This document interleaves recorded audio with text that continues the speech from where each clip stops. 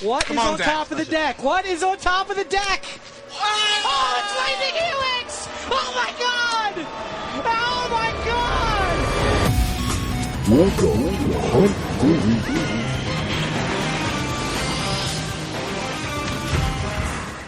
Hello and welcome. Welcome to the show, each and every one of you. Hello, everyone, and welcome in. Welcome in all of you top eighters, all of you heroes, all of you villains. If you made it, you made it. You know who you are, and we're going to talk about you.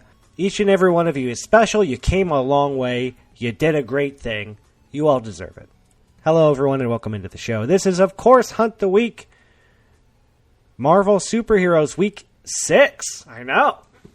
The rare Week 6 show. Rarely do I get a chance to have a Week 6 breakdown, because if I'm doing a Week 6 show, it means I'm not promoting the next thing. It means we have a week off in between what's going on. And we do. Hobbit starting next week. We got the rules. We're going to talk about it. But this is the wrap-up. Marvel Superheroes. It's basically done, and I get to talk about it. It's cool. Oh, and who am I? I'm your host, well, it's Hunt the Week, your weekly Magic the Gathering podcast about the Arena Gauntlet League that we know, love, and play in. And who am I? I'm your host with the most. Your Don John DeMarco, your Goku or Go Home, the Pride of Mardu. I'm an 8-time top 8er, 2-time league winner, one time started to get pretty excited for a new league. Yes, it's Marvel Superheroes, but we're going to be talking about The Hobbit quite a bit today. And I'm excited for it. I hope you are too. A new exciting thing, a new journey, a new adventure, there and back again. But before we get to that, we got a lot to talk about. Let's see who made it to the end of Marvel Superheroes, our greatest heroes, our most evilest villains, as we fight a god. I am a god, you dull creature, and I will not be bullied by that.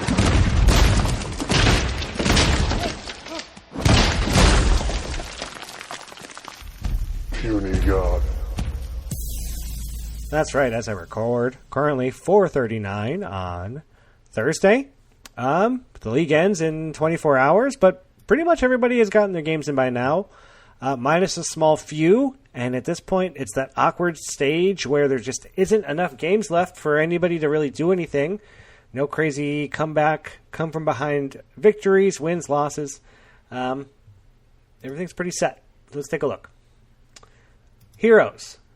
Your top 8 heroes. And these are set. This is set.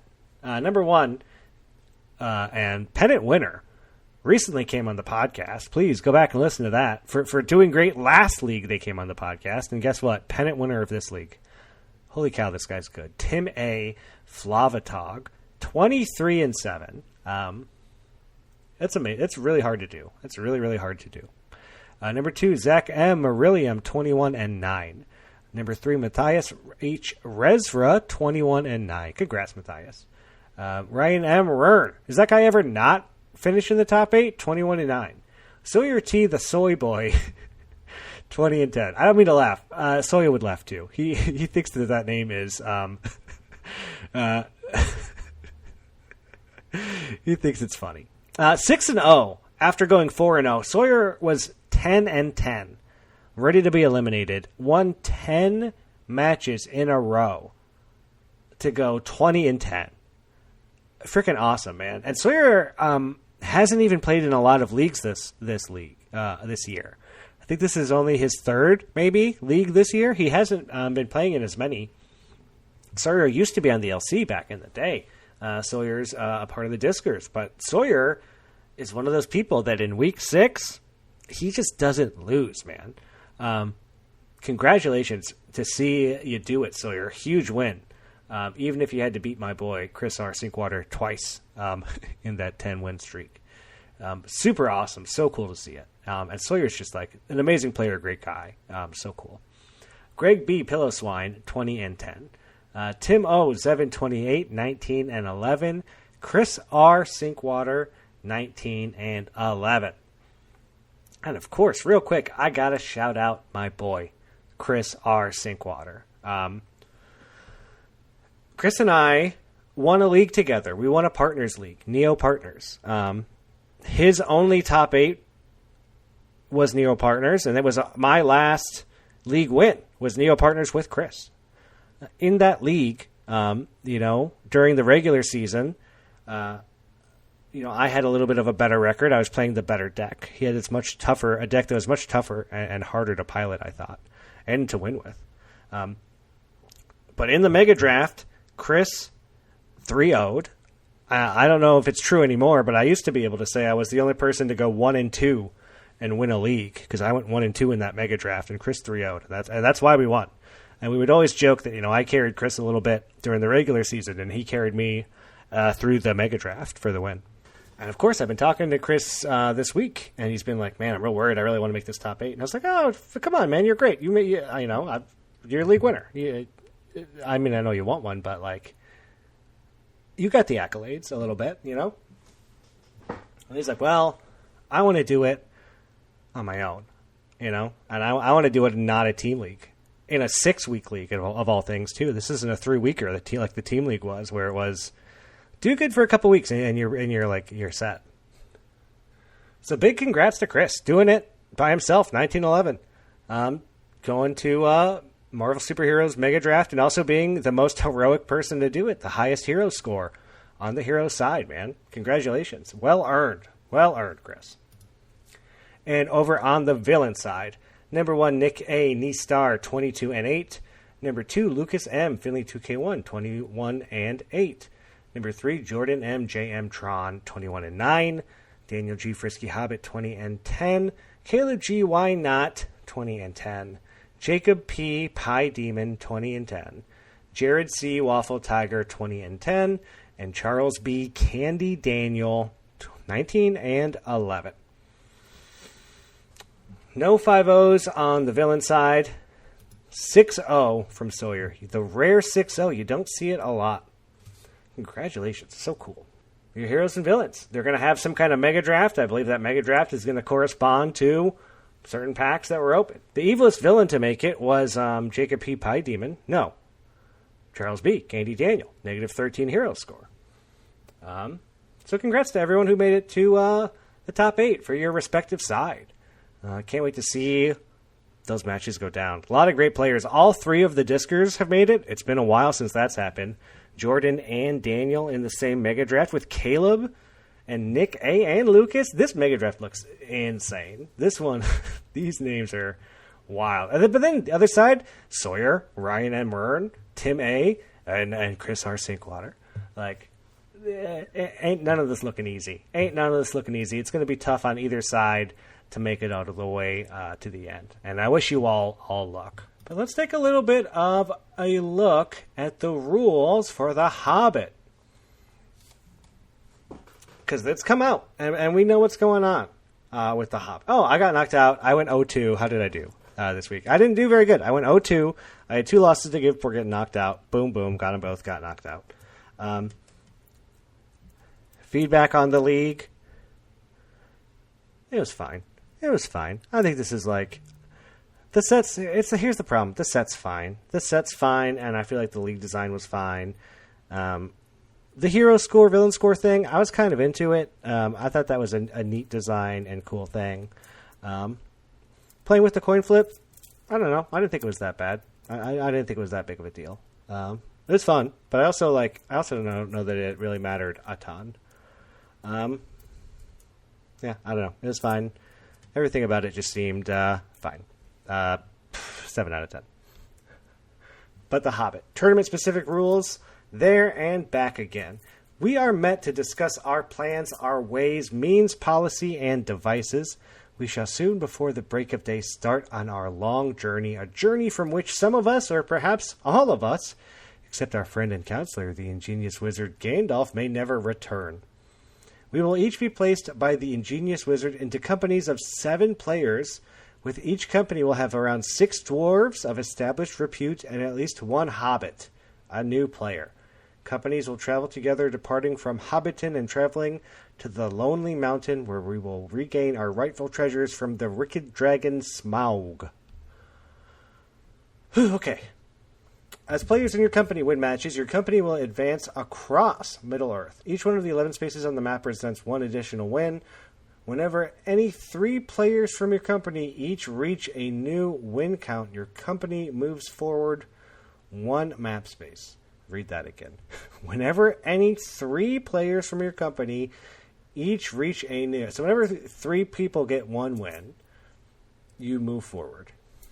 As your companies reach the following locations, your entire company will receive the same 3 random commons and uncommons from the links below. If a single player from your company reaches win 11, your entire company will receive the same dragon from the dragon bonus sheet. We got some bonus sheets. We got some Scryfall searches. The Hobbit, a small, crossed out, normal size set. The Hobbit is this part's crossed out, small 180 card 5 archetype. What? Nope. Normal sized, 280 card, 10 archetype set. We've taken the full Hobbit set and filled it with an additional 80 fun and thematic cards to create a bespoke, full, limited environment. All starting pool packs and combat packs will be custom packs of our expanded Hobbit set with 1 rare mythic, 3 uncommon, 8 common, 1 common land, and 1 card of any rarity. I think that's a foil slot. So yeah, there's a bunch of archetypes. Hobbit has 5, and they filled it in with 5 more. Mega Draft, blah, blah, blah. Mega Draft. League looks cool. This company thing is really interesting. I don't know if there's strategy as to, like, when you want to play, if a single player... So I assume you only get the dragon thing once, I assume? Or maybe you get the dragon thing for anybody that reaches 11 wins? That seems kind of wild. But I guess it is a 3-weeker. So not a lot of people should reach 11 wins. So maybe it's not. Maybe if you're lucky enough to have a couple people in the same company get to 11 wins, pretty good. But 3 weeks, so you're eliminated at 6 losses. It's not just the Hobbit. They've kind of filled it out and made it a larger set to make it more interesting, which I think is really cool. It seems like a pretty vanilla league. I don't think there's really any choices that you make as you go. You just open packs as you lose, and as your company wins, things will happen. So it's kind of just like, it seems fairly vanilla. Kind of a Hobbit set. We're going to be put together in small groups. I think that's really fun and exciting. I can't wait. The Hobbit is a new player. That's so funny. This Hobbit thing. I'm excited for it. I can't wait to see what happens. I'm excited for this Hobbit set. The Lord of the Rings set was super fun. So I can't wait to see what happens with Hobbit. And I love it when they put us together in little groups like that. It reminds me a little bit of this, the crew from EOE, and it's fun to have these little community bubbles that we get to chit-chat and ask each other deck advice and things like that. So I think this looks super fun and super interesting. Sign up now. As you hear this, you've got less than a week to sign up before pools are ruled and Hobbit gets going. So get ready for Hobbit next week. But we're wrapping up Marvel Superheroes this week. We can't do it without Kevin I. Kaneen 1993. And, of course, the last song to finish Kevin's great opus called The Garden. As Thanos has snapped and been snapped back. And, he's been taking us through the whole Infinity War gauntlet through song. Thank you, Kevin, for putting this together. And let's take a listen to The Garden.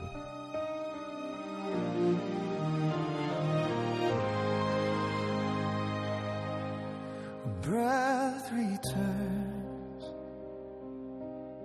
the vanished wake, the ash becomes a hand. The world awakes without a wound, but I remember every grave. 6 lights are burning in my hand, the power to destroy or save. I see each road, each choice, each end, each truth that power hides. A crown is not a conscience, a God is not made wise.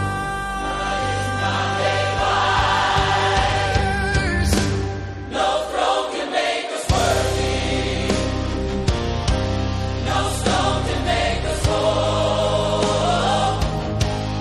The universe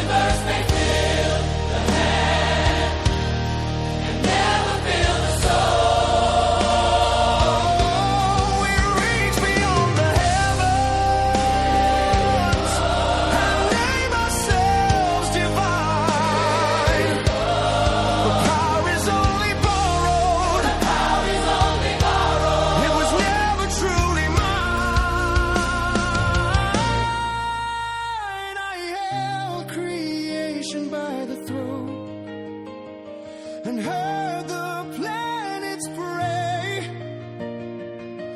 I gave death half the living. She only turned away. You think the heroes beat me?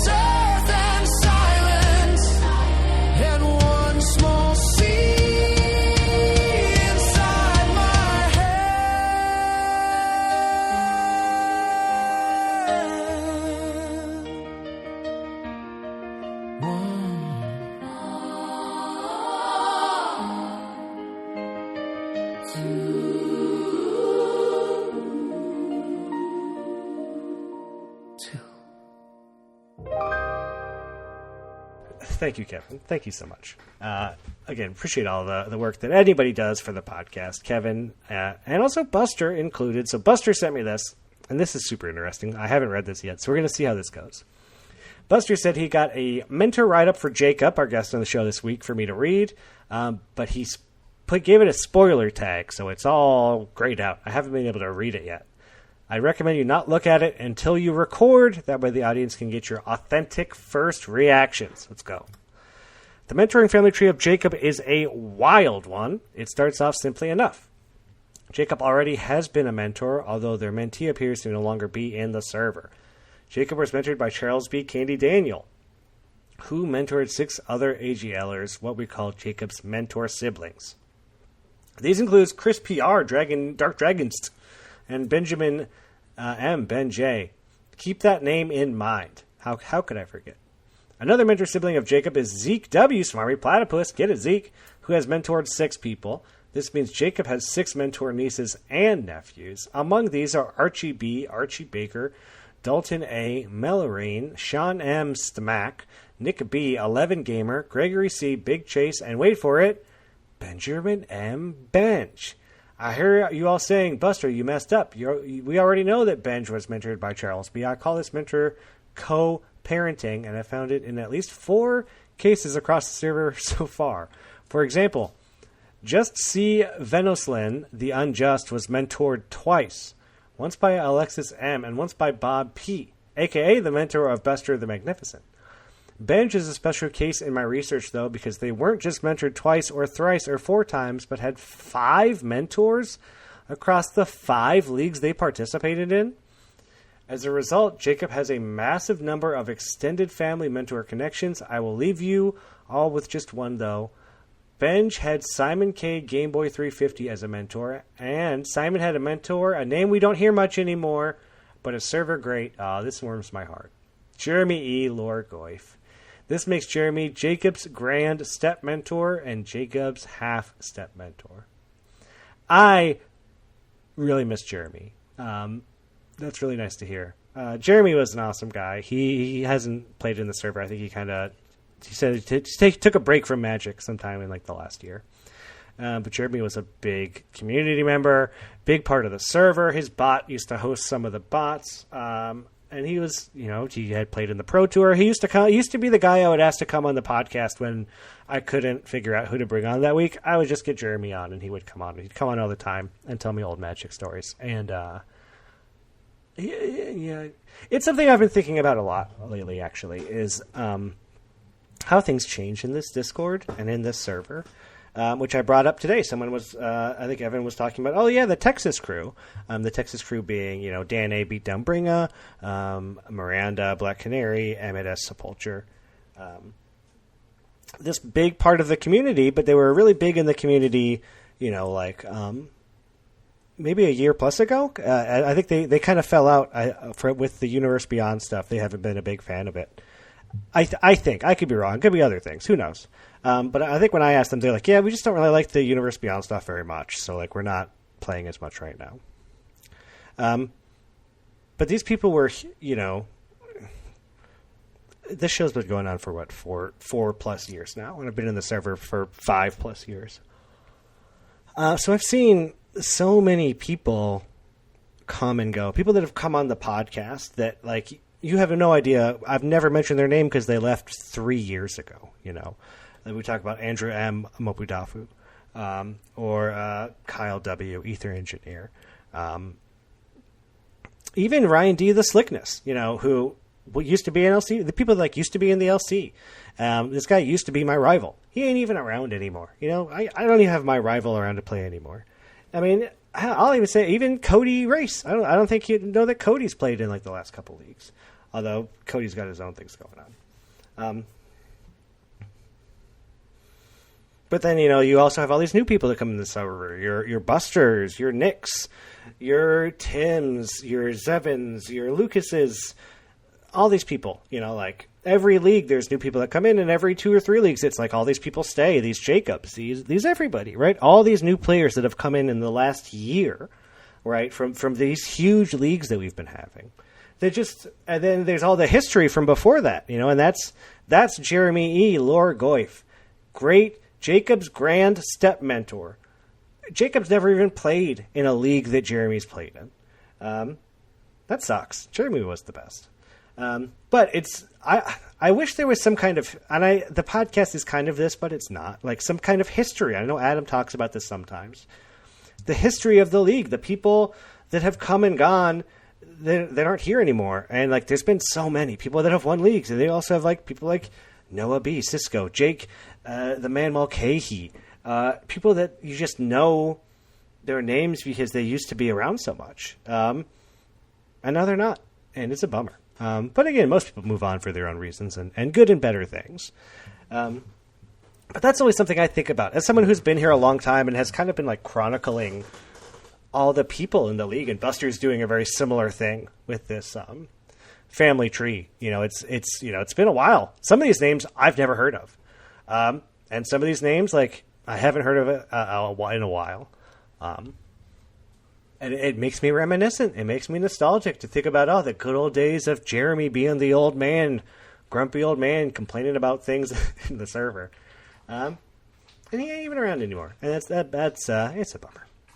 But thanks, Buster. Thanks for doing what you're doing. And boy, brought a tear to my eye, making me think back to my good friend Jeremy. I'm gonna send him a message, send him a recording, and check in on him, see how he's doing. He's always doing well. He's the best, man. And what a great intro. We got Jacob's mentor family, and let's get Jacob on the show. So please, let's go ahead as Destiny arrives one last time. Dread it, run from it. Destiny arrives all the same. And now it's here. Or should I say, I am. That's right. Destiny has arrived for Jacob. Jacob P. Pie Demon. Jacob is the stats guy. He's the numbers guy. I had no idea what I was getting into when I got Jacob on the show. I'll be very honest.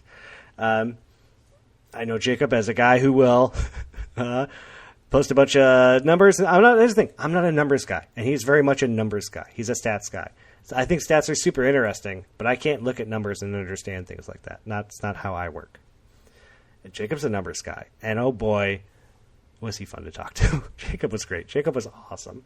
It was finally wonderful to put a face and a voice to the guy I've been seeing talk about stats and numbers and Quandrix, and it's one of these fresh faces that's ready for the AGL. And you know what? What a way for him to end the week by clutching up and getting his top 8 first finalist finish in the villains side. Like, he had a great week in Magic. He's been playing great Magic the whole time he's been here, so it's not just that he's this number of stats guy. He's another great player added to the server that's been doing well. And look at that. He finally makes his first Mega Draft after only being here a couple leagues. He's been talking a lot about league design. He has some great ideas. And even Lata is pushing for him to one day make it onto the LC. So please join me and listen to my interview with Jacob now. This week we are defying destiny with none other than Jacob P., a.k.a. Pie Demon. Welcome to the show, Jacob.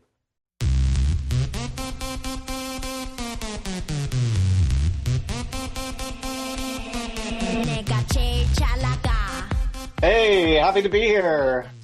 Happy to have you. The first guest to ever request entrance music that's playing beneath us right now. Thanks for that, Jacob. That's really cool. Yeah, just a little taste of my K-pop obsession. Hey, I love it. That's part of what the show is, right? We're introducing you to the league, and what better introduction than entrance music? Oh, man, maybe I got to start asking everybody for entrance music. I think you should. It's fun.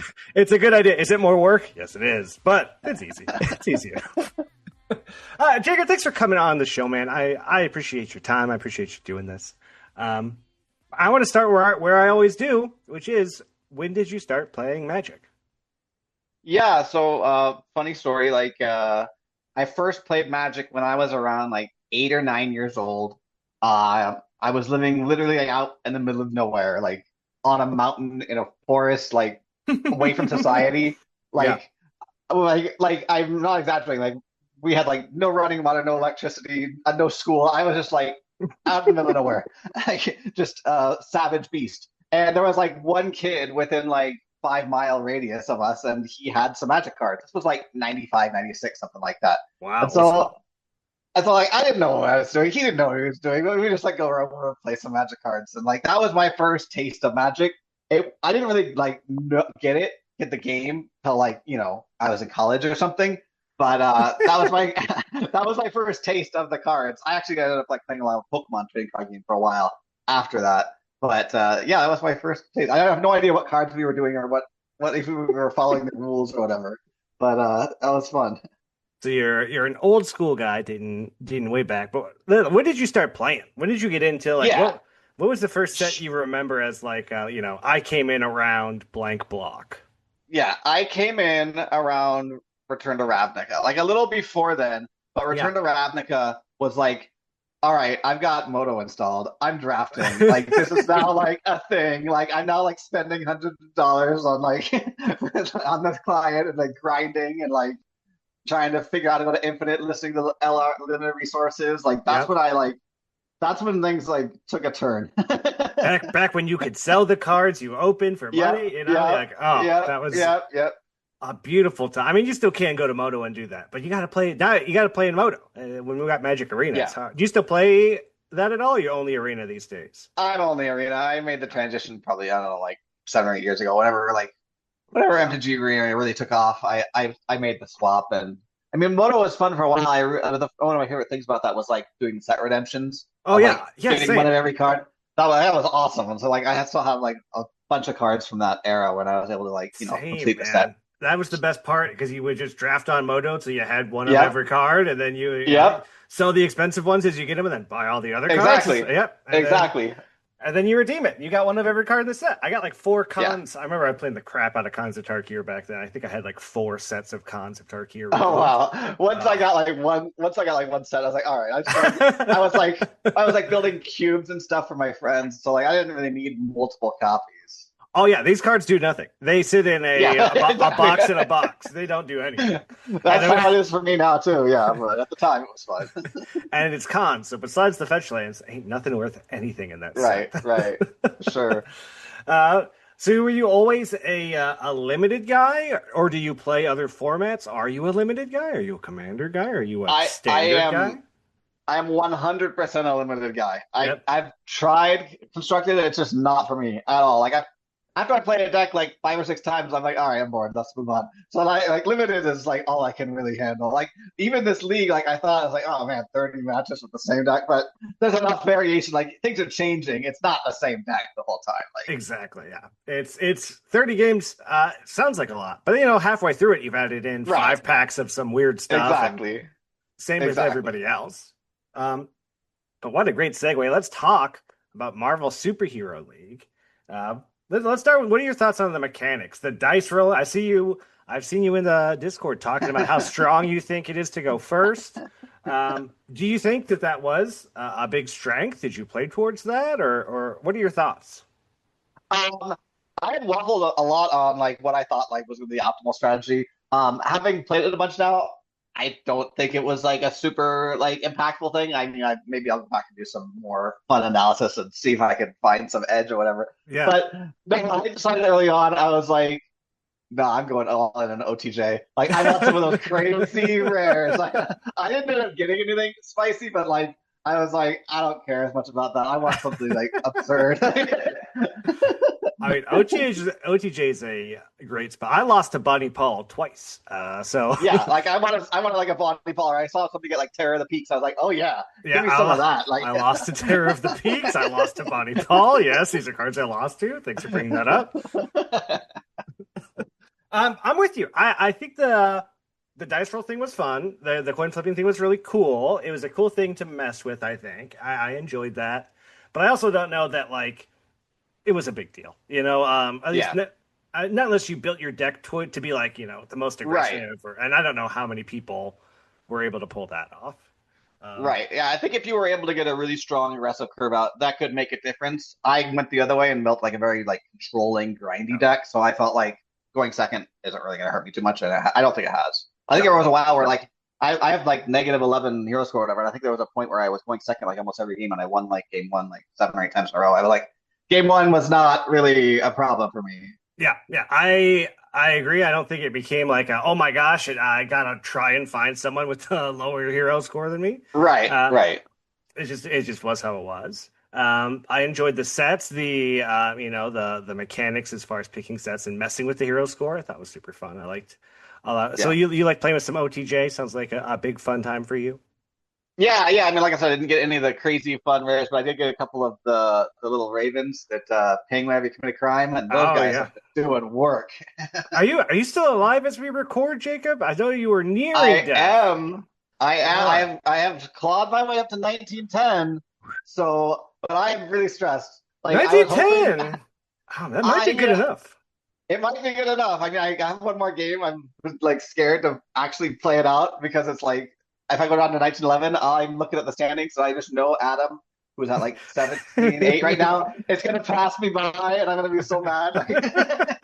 Well, here's the secret, Jacob. If you don't play that last game, it's an automatic loss. So you kind of have to play. I gotta do it. I'm trying to wait to see like, will I be safe anyways? Can I just like not care too much about this, or do I have to really lock in? Maybe what you do is you wait till you see Adam post his looking for second match of the week, and you go, hey, I haven't lost one match this week, so technically I'm still on my first match of the week, right? No, like I can't give him a win. If I give him a win, that opens the window. Like, but don't you want to control your own destiny? But you can take. You can take that loss. I'll play a hero. If I get another win, I'm fine. Yeah, it's only if I lose, it's the problem. Looking at standings right now, 19-10. Still a lot of matches left in this villain. So, I know. Yeah, it's. I'll definitely play it on it sometime, but I'm not gonna give a win away to somebody that's below me in the villains. I'll fight a hero if I can. Yeah, that's the thing. You don't have. That's the beauty of week 6. You don't got to do anything you don't want to. Exactly. Go after a hero. And you can just do LFM looking for a hero. Ooh, let's see that. That sounds exciting. I mean, I've been surprised that like nobody has really face the -2 penalty for match declining, and at this point, I don't care. I'm gonna take it. Like if I was going out that, like, if Does it somebody even match- matter anymore? I mean, really, it I guess. doesn't. Like I'm already -11. Like what do I even care? So I'm just gonna like cherry pick who I want at this point. I don't care. Like, Hey, you've made it to week 6, and again, to be 19-10, you're having a pretty good week already. So what are you 3-1 this week? Yeah. I mean, you might be there already, but one more win would definitely lock you in, I think. exactly. I'm feeling confident, but not like safe. Yeah, as you should in a week 6. But hey, it seems like the league's been going well for you. Is this going to be your first finals? You finals before? I have not made it to the finals before. I got 17 wins in SOS before it fell apart, and so this would be my if I can hold on, this would be my first final. Fingers are crossed for you, Jacob. Thank you. And again, boy, it'll make this show so much better if I can say he went 4-1 and he made the top 8, and that's why I had him on the show. Oh my gosh, so good. I'll do what I can. Well, I would love to talk to you, Jacob, because you are the local stats man.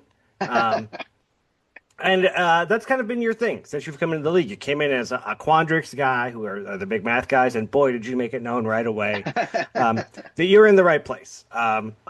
You pulled out the numbers to back up that Adam was sharking, which everybody loved. So good. I mean, really, if you keep doing that for other things too, like, hey, you've had a bunch of things that you've pulled numbers on and talked about at this point. Tell me about how you go about looking for these things or wanting to find them and how you break them down. Tell me more about your numbers. I want to know. I mean, I've always just been a numbers guy, so I just notice.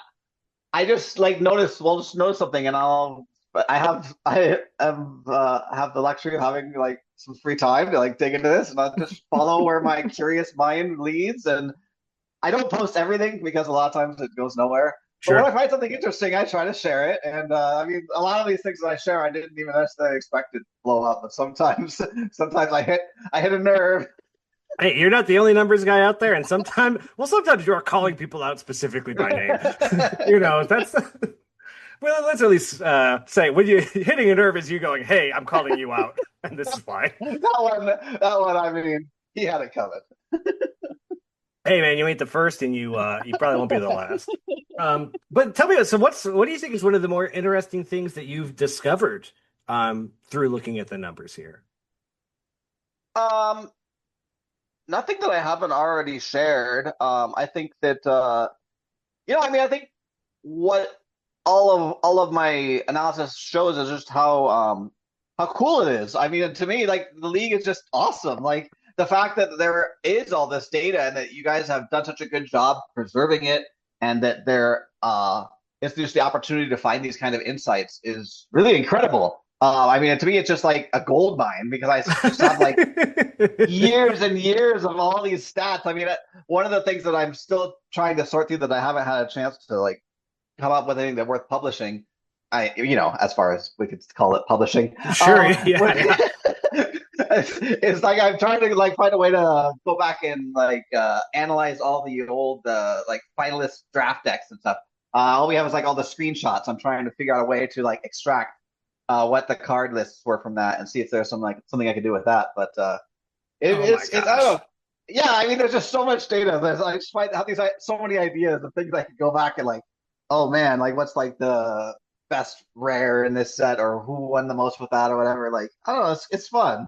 You've done. I mean, my brain just doesn't work like that, so I have a hard time understanding some of it. But you've gone back and you've done hey, what people have opened what packs, and how good are they doing? Or there was another one you posted on the other server that was it what time of the week is the best time of week to play? Speaking of that, yeah, I kind of took that one seriously. I think one of the questions from the in the chat was who am I going to call out next? I have to call myself out because for this MSH league, I did kind of try to pick times when I thought the best players could be played. But you're the guy calling out Adam for doing it. Here you are doing it. You break down all the numbers, so you know, yes, Thursday at 2 p.m. That is an optimal time to play if you want to get a win, everyone. Check it out. I mean, there were some times where I think it was soft, and I couldn't like, I didn't have the like fortitude to do that every week. But for the first couple of weeks, I was like, I'm not gonna go start to this league. Do you think it worked? Do you think that I don't know. I don't think it really matters. See, The differences are so small. It was like marginal, like percentages. Like I don't think it really matters. It's funny because it's like we say that about everything. Like even with Adam, and like Adam's getting a lot of call-outs on the show, but it's like even with that, like I don't know how much it actually matters because he's still like, like it's just fun. It's all for fun. Like all the stuff I post, like it doesn't really matter. This is just for fun. Like nobody should be taking this very seriously. Like I'm not finding.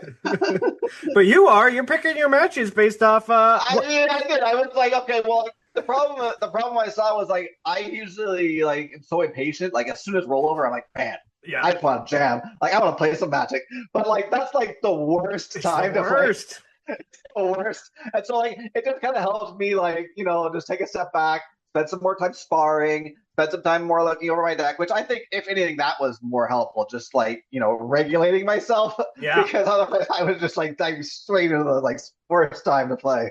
Yeah, I don't like playing on Friday. Too many sharks in the water, and yeah. It's a little too hot. And what time of the week is the best time? What time of the week was the best time of the week to play for people who want to know? When I was looking, it was like late in the week in the evenings, like so like Thursday night, Wednesday night, those types. That was when I was. But again, like super small sample size, super like very marginal gains, but. Yeah, that's what I was saying. That like by then, most of the like sharks were kind of already played out. But if you want to try it, but here's the thing: if everyone starts doing that strategy, exactly.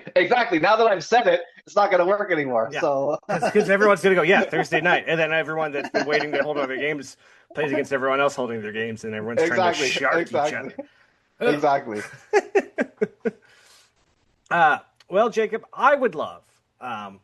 If you have one, and boy, I hope you do, I would love your league hot take. Thing that you love that people hate, thing that you hate that people love. What is your hot take for the AGL? So I don't know how much of a hot take this is, but I'll give it a go. I think I mentioned this once somewhere else, but I think that comeback packs should scale in power. And so what I mean by that is that, so like I think that what we had in SOS was really cool. The last two comeback packs had the graduate courses, and I think we could do something like that more generally. I mean, I'm on the league committee. I can't make these decisions, but like if I could wave a magic wand, I think that like the problem is like even in MSH league here, you get your first comeback pack, you're like, oh man, that's big. I got this and that and whatever. Yeah. You get your 9th pack, you get your 10th pack. It's like, oh, I got one extra common. Maybe I could swap this in over this other common. It's not a little better, but it's not. You don't care. It's like making such a tiny difference. I think that like we should be like doing something like we did in SOS, but on a bigger scale. Like have the first comeback pack doesn't need to be that much, but your 8th, 9th, 10th comeback pack, they should have like I don't know, an extra rare, something bigger, something better. Maybe extra cards in there, whatever. I don't know exactly how you do it, but I think at SOS was a good template of an idea that we could build off of because I think that would just help to balance things out. I know people focus a lot on like, oh, I want to make sure I play somebody with the same number of matches. I want this and that or whatever. Yeah. But by the time you get to week 4, week 5, week 6, it doesn't really matter if somebody has like 8 comeback packs, somebody else has 6 comeback packs. It doesn't really make much of a difference. Yeah. Whereas if these were scaling in power and, the 8th comeback pack actually was significantly stronger than the 2nd or 3rd, I think that would make it a little more interesting. I love that idea. And that's an idea that I don't know. I mean, like we've had leagues where, your last pack or whatever is always super juiced. But to talk about, maybe take away some of the power up top, and kind of, go as you go. Like first pack has no rare or no commons, right? Half the common, whatever, blah blah blah. Right. Yeah, I think that's a cool. And it does kind of because people always complain that comeback packs. Some like you said early in the league, yeah, my first pack 5 cards are making it in, and my last couple packs I'm lucky to get 1 or 2 cards and on color Yeah, rare, something. yeah, yeah. Um, Like I got like my last pack, I got like one more hero in training. Do I like hero in training? Yes. Was it like making a huge difference in my deck? No. Like it was yeah. replacing another like very playable card that I happened to swap it in. Like, I love it. I think it's a good idea, and because it is called a comeback pack, it is right, nice if they had a little bit more juice to them too. And again, right, it does also kind of not that it punishes, but for the people that don't have as many comeback packs and don't have all the power that they could be exactly. opening up, yeah, I think it's a good idea. Everybody, listen up, LC. Hobbit League, which rules haven't dropped yet, but probably will by the time this comes Yeah, out. yeah, No, that's a good one. I like it, and that was a fun league too. SOS. Those were some fun packs to watch. Sometimes it's just fun to yeah, watch people open packs. That was one of those things. yeah. Yeah, I mean, it was my first league, so like obviously it's going to have a special place in my heart. Yeah, And I know that a lot of people complained about SOS as a set, but that league was fun. Like it yeah, was good. yeah. It was fun. It was fun. It was a good time. And I agree. I don't think SOS was a great set, but I'm a Strixhaven enjoyer. What can I say? All right, Jacob, we made it to your league questions. Are you ready?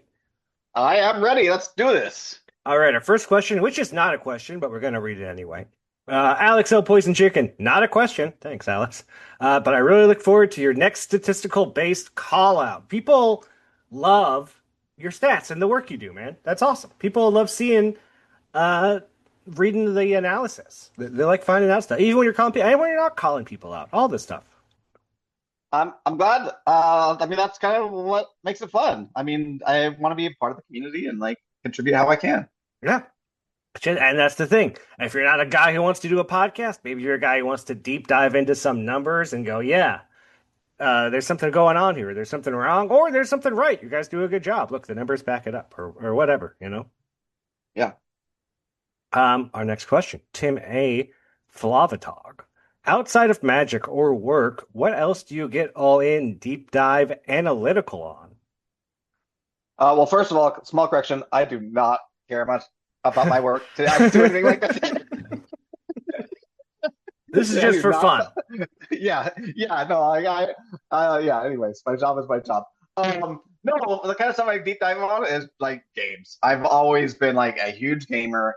I will deep dive onto any kind of a game or anything I get into. When I was a kid, I spent I don't know how many hours like analyzing like probabilities of dice and risk of like trying to like figure stuff like that out. Or like for a while I played a lot of bridge and I had like a nothing like AGL, but we had like maybe like 30 people. We'd play like little bridge tournaments, and I spent so much time making spreadsheets and like analysis on like everyone's win chances and partner strength and all this stuff.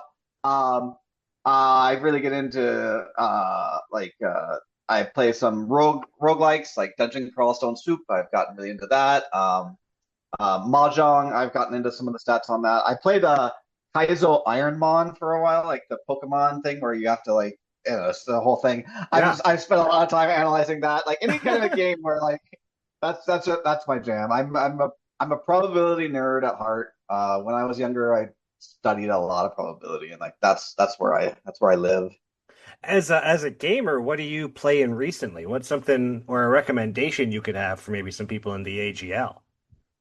Uh, Come play board games with us on the Cloudspire server. I've been getting so many people into the board games on there on Board Game Arena. I play a lot on there. Yeah, what are you guys playing over there on the super secret side server right now?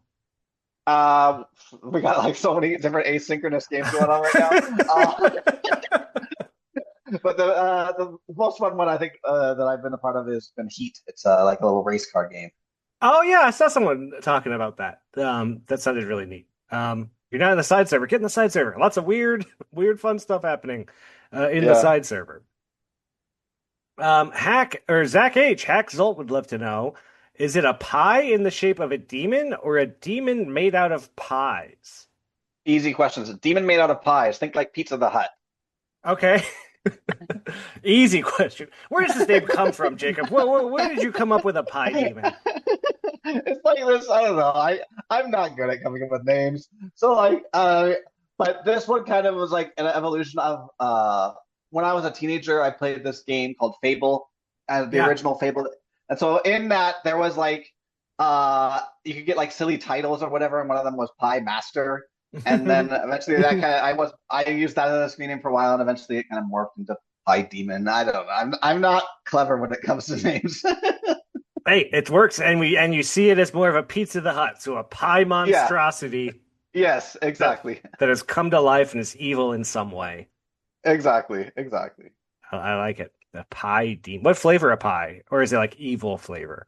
What kind of pie? It's Marionberry. That's my wife's favorite flavor of Ooh, pie. Berry. Oh, wonderful. That sounds great. Nick A&E Star would love to know, if we went through your YouTube watch history, what surprises might we find? I'm so glad I wasn't asked this question. Holy shit.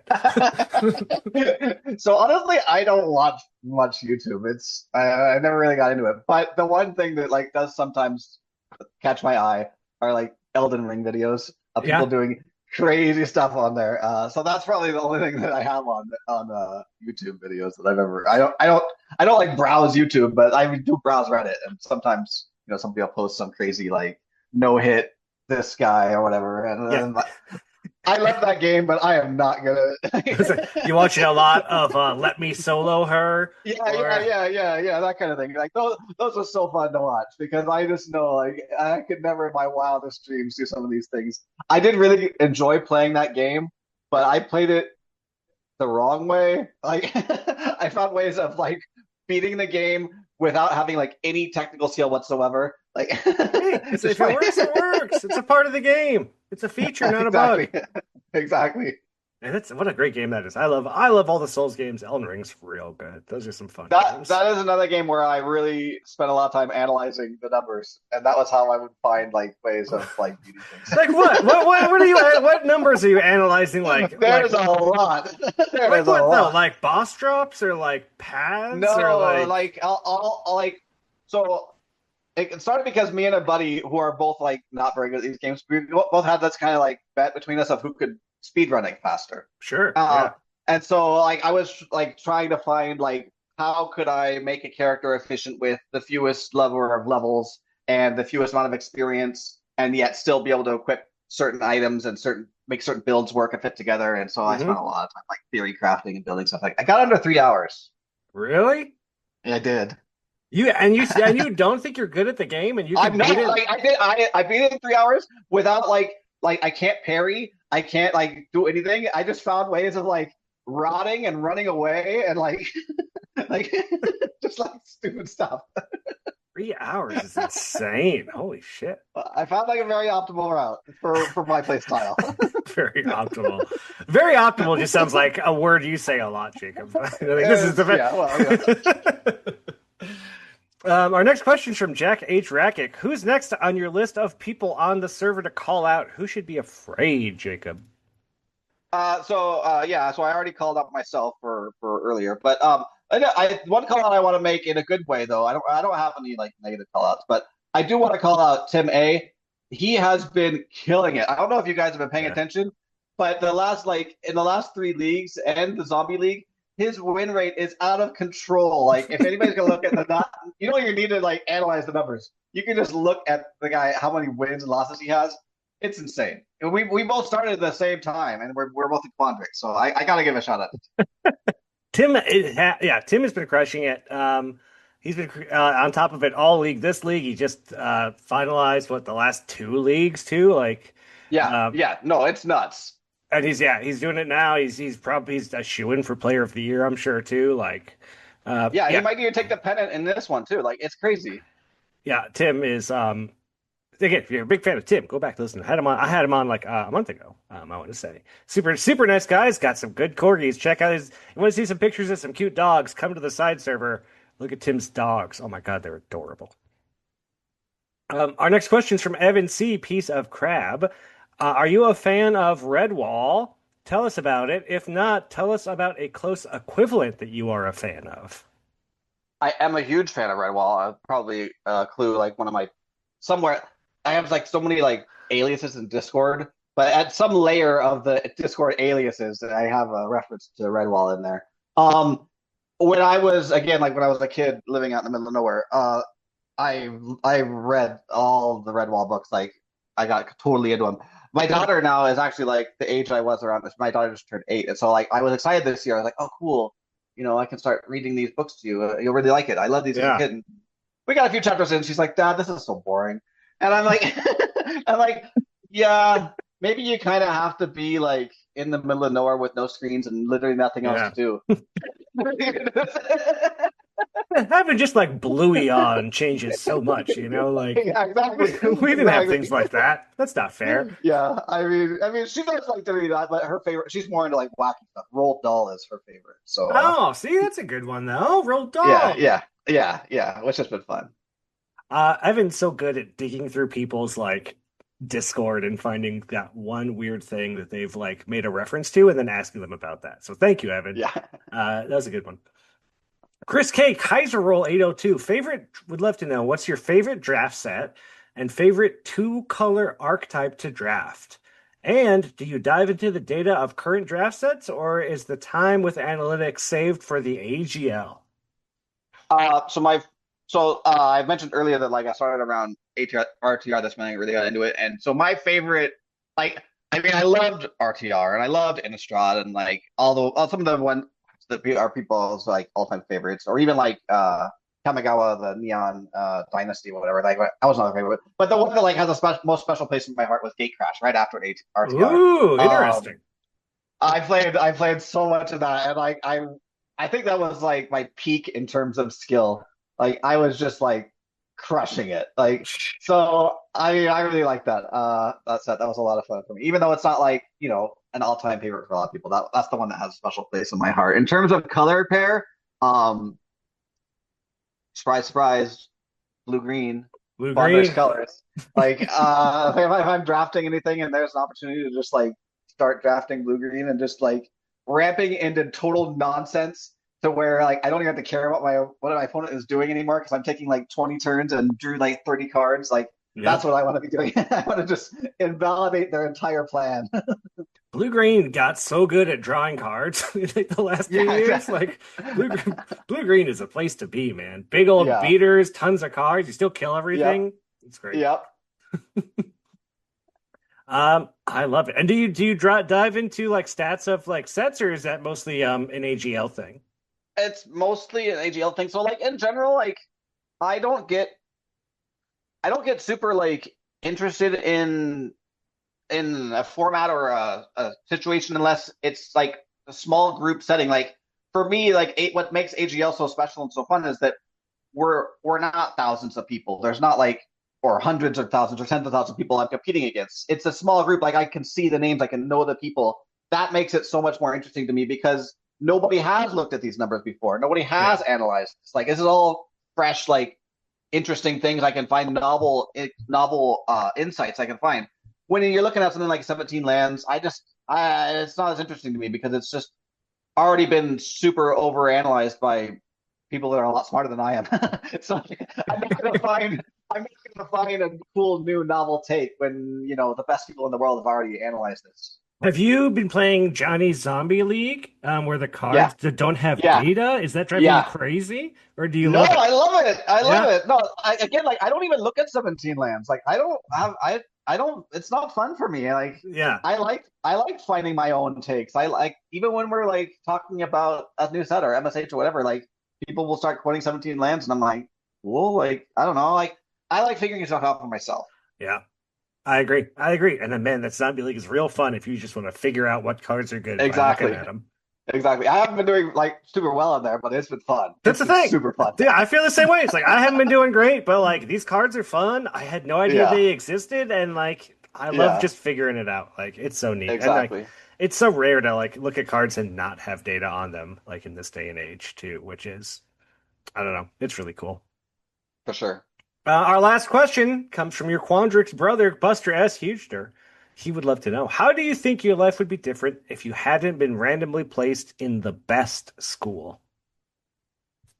Fate works in mysterious ways. I landed right where I belong. I can't imagine having been anywhere else. Like Quandrix was the best college, with the best people. Even though we lost in the end, like we I think we made our mark on history.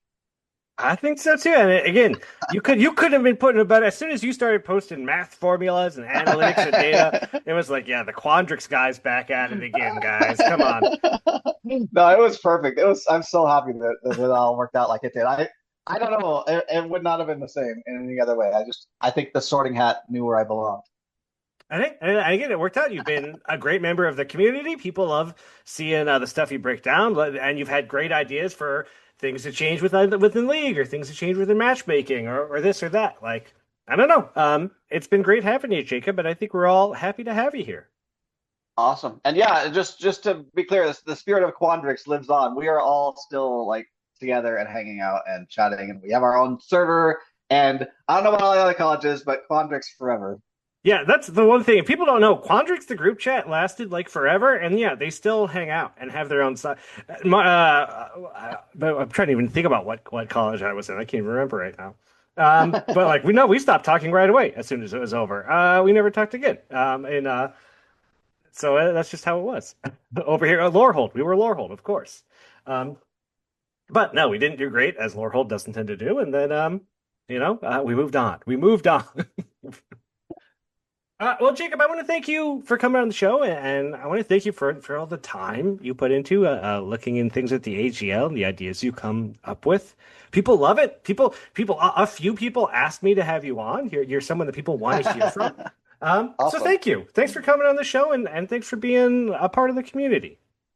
Well, thanks for having me. This has been super fun, and I wasn't expecting to do this, but I love it and happy to be here. Hey, and good luck. Hopefully you get your first finals. Good luck in your last match, man. Win or lose, you might be in, but that win, you're gonna feel a lot better. Yeah. You won't be stressing for the next 5 days if you get that win. I know. It'll be good.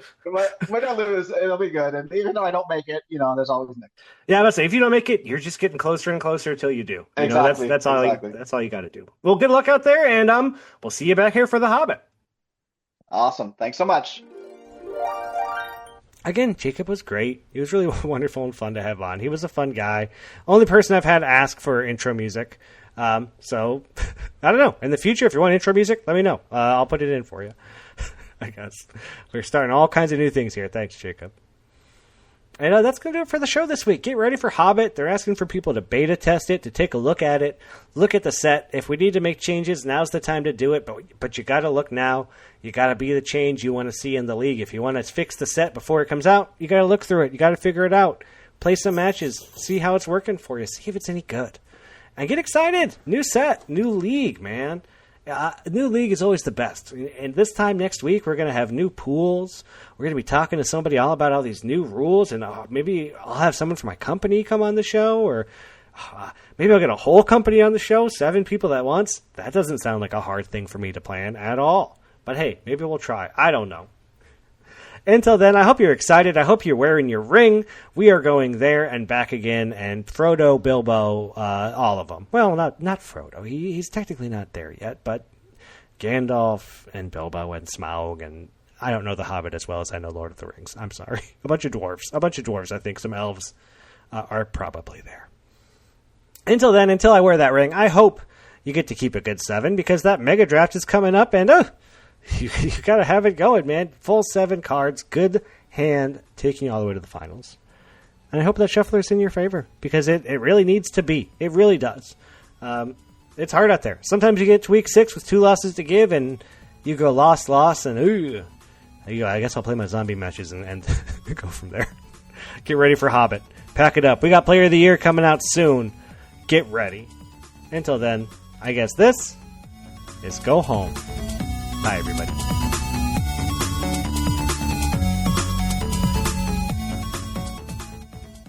Do you want some, mate? I'll give it you.